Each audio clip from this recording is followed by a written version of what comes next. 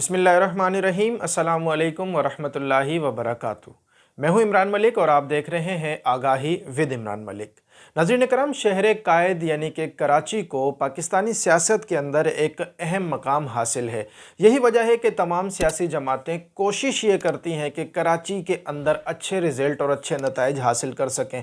कराची की सियासत के हवाले से एक बहुत बड़ी ख़बर आज हम आपको बताने जा रहे हैं।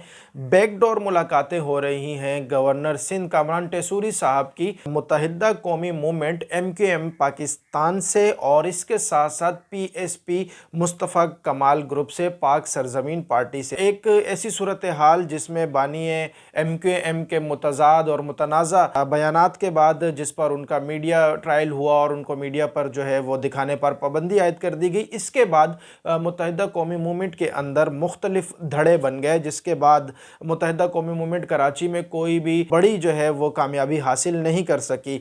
और ये भी बताया जा रहा है ज़राए के मुताबिक कि लांडी के इंतखाबात के अंदर, जी हाँ, NA-240 16 जून 2022 को जो हुआ था, NA-240 के बाद से कराची के अंदर MQM और PSP के दरमियान में राब्ते शुरू हुए थे, मगर अवाइल में MQM के कुछ सीनियर अरकान जो है वो इस बात की हिमायत में नहीं थे कि आपस में बैठा जाए और मिलकर काम किया जाए। मगर फिर PIB और शाह फैसल कॉलोनी के अंदर बदतरीन शिकस्त के बाद MQM और फिर PSP ने दोबारा आपस में राब्ते किए हैं और इन राब्तों के अंदर गवर्नर सिंध कामरान टेसूरी का बहुत अहम किरदार है। गवर्नर सिंध कामरान टेसूरी साहब जो है वो मुस्तफ़ा कमाल साहब से भी उन्होंने मुलाकात की है, अनीस कायम खानी साहब से भी मुलाकात की है और बहुत जल्द वो MQM पाकिस्तान के ज़िम्मेदारान से भी मुलाकात करने वाले हैं। और दोनों ज़राए से ये भी पता चल रहा है कि दोनों ज़राए एक साथ बैठकर बात करने के लिए एग्री हैं और बर्फ़ अब पिघलती हुई महसूस होती है। ये बहुत बड़ा ब्रेक थ्रू होगा कराची की सियासत के हवाले से,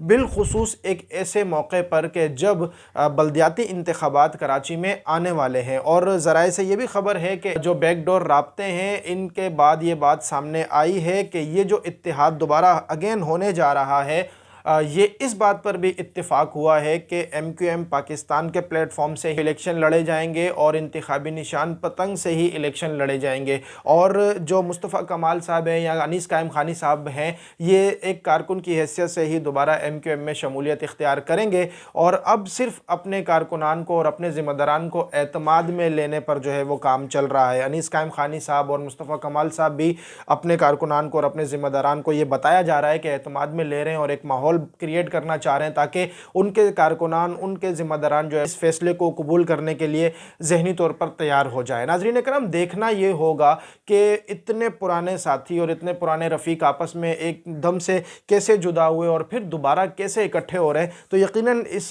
पूरे इत्तेहाद के पीछे अगर हम गौर करें, जहाँ कामरान टेसूरी साहब की अपनी मेहनत और काविश है, तो वहीं पर कराची के अंदर बहुत बड़ा ब्रेक थ्रू जिन्होंने दिया, कराची में बहुत ज़्यादा एक अपने आप को एकदम से इंट्रोड्यूस किया है जिस सियासी जमात ने, वो तहरीक लब्बैक पाकिस्तान है। जी हाँ, तहरीक लब्बैक पाकिस्तान ने कराची की सियासत के अंदर बहुत ज़्यादा हलचल मचाई है। अगरचे वो मुल्क भर की सियासी सूरत हाल के हवाले से उनका गिराफ हमेशा बुलंदियों पर रहा है, मगर कराची के हवाले से अगर गौर किया जाए तो कराची पिछले कई हफ्तों से, कई माहों साल से जिस ज़बोहाली का शिकार था, ऐसी सूरत हाल के अंदर जब बारिशें बहुत ज़्यादा हो रही थी तो उस वक्त हमने देखा कि गली गली में, बाज़ार में, रोड में, कूचे में हमें तहरीक लब्बैक पाकिस्तान के रज़ाकार नज़र आए। ट्रैफिक की बहाली में तहरीक लब्बैक पाकिस्तान के रज़ाकार नज़र आए और ये पानी की निकासी के हवाले से तहरीक लब्बैक पाकिस्तान के रज़ाकार नज़र आए। कराची सदर में एक मार्केट में आग लगने का वाक़या हुआ, आतिशज़दगी का मामला हुआ, वहाँ पर तहरीक लब्बैक पाकिस्तान के रज़ाकारों को पूरी दुनिया ने काम करते हुए देखा। इसी तरह महंगाई की मारी हुई आवाम के लिए तहरीक लब्बैक पाकिस्तान ने सैकड़ों की तादाद में कराची के मुख्तलिफ अजला के अंदर, मुख्तलिफ शहरों, मुख्तलिफ इलाकों के अंदर है वो सस्ता राशन कैंप्स लगाए, सस्ता फ्रूट कैंप्स लगाए, सस्ता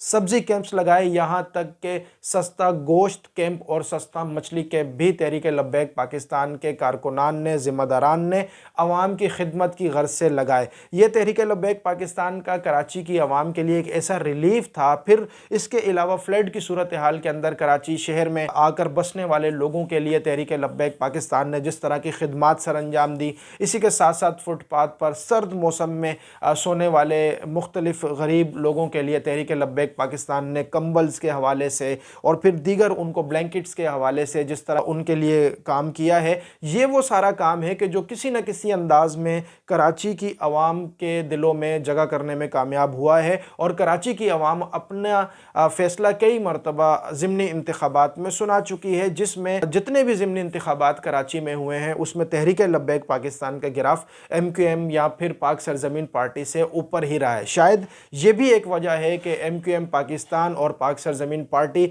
ज़हनी तौर पर इस चीज़ को कबूल करती है कि अगर वो इसी तरह धड़ेबंदी का शिकार रहे तो तहरीक लब्बैक पाकिस्तान बिल्कुल भी इनको स्पेस नहीं देगी कराची शहर के अंदर। शायद ये वजह है कि तहरीक लब्बैक पाकिस्तान का प्रेशर जो है वो MQM के तमाम बिखरे हुए धड़ों को दोबारा आपस में जोड़ने की एक बड़ी वजह बन सकता है। ये कराची की सियासत के हवाले से बहुत अहम खबर है। उस वक्त बिलखुसूस ये इत्तेहाद होने जा रहा है जब 15 जनवरी को बल्दियाती इंतखाबात होने जा रहे हैं कराची शहर के अंदर। और बल्दियाती इंतखाबात के हवाले से गुज़श्ता दहाइयों से पाकिस्तान का सबसे बड़ा शहर कायद कराची जो है वो इस ज़बहाली का शिकार रहा है कि ना यहाँ पर KMC और ना यहाँ पर DMC के इदारे काम कर सके हैं। आवाम इस हवाले से बहुत ज़्यादा परेशान है। ऐसी सूरत हाल के अंदर जब आवाम कराची मौजूदा इक़्तिदार में मौजूद लोगों से परेशान है, उनकी कारकर्दगी से नाला है, ऐसी सूरत हाल के अंदर तहरीक लब्बैक पाकिस्तान एक बहुत अच्छा और एक बहुत प्यारा ऑप्शन अहलियान कराची को नज़र आता है। शायद यही वजह है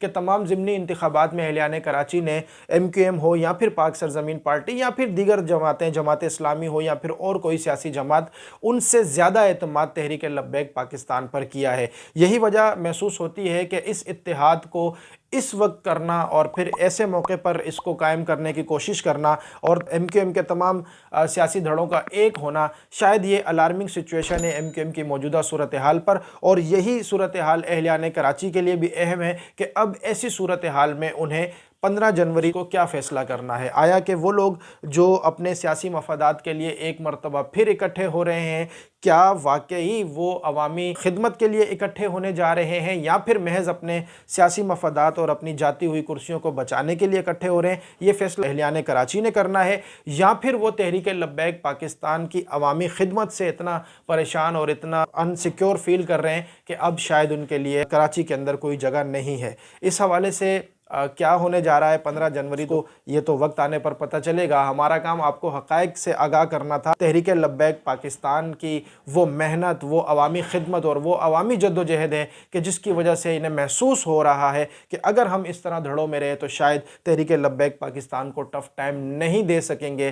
तहरीक लब्बैक पाकिस्तान को अगर रोकना है तो हमें मिलकर एक होकर एक इंतखाबी निशान पतंग से लड़ना होगा। देखना यह है कि अहलियान कराची 15 जनवरी क्या फ़ैसला करते हैं। तब तक के लिए मुझे इजाज़त दें। मैं हूं इमरान मलिक। अपना बहुत सारा ख्याल रखिएगा। अल्लाह हाफिज़। हमारी मज़ीद वीडियोज़ हासिल करने के लिए इस चैनल को सब्सक्राइब करें और बेल आइकॉन को क्लिक करें।